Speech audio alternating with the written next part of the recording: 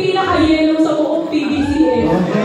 Pagkakataon na daw niya kasi. Tapos yung kuya naman nito is nerd and malipagpasa ng books. So ano, iPad boy ganun? Oo, parang ganun. So yes, ipakilala na natin si Kuya Lance and Ate Jo!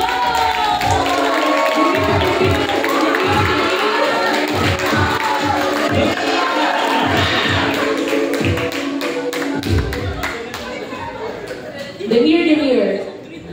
Yan. So, before po tayo mag-start, no? Hintay po natin muna sila dito. And magpakilala po muna briefly. Yan. Simulan po natin sa first couple. Hello! Good afternoon! Sa mga hindi pa nakakakilala sa inyo, ako si Kuya Dodi. Si Kuya Happy Go Blessing. Yeah. Sige mo.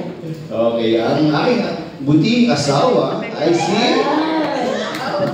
Ate Melay. So, opposite din kami ni Kuya Dodi. So, nakita niyo naman siguro sa BTS. Sa Hoy! sa makakapanood nyo, nagkatotoo.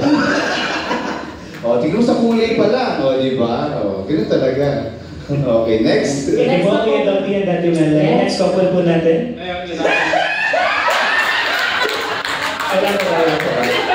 Inis? Sabi na dala. I'm sure... Si Ate Joy dapat yung adlib na yun eh.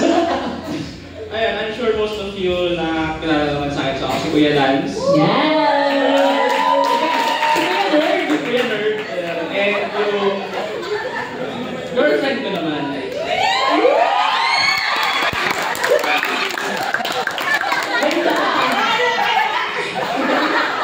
Grabe, kinilig ka. Hindi ako kinilig ka.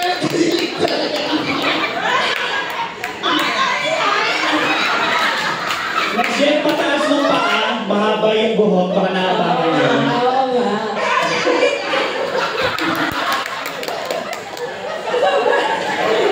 Medyo wala ka na pala eh. Demir ako ngayon. Demir. Hi guys! Ako si Ate Joy. Pinakatahimik sa lahat. Wow! Wow!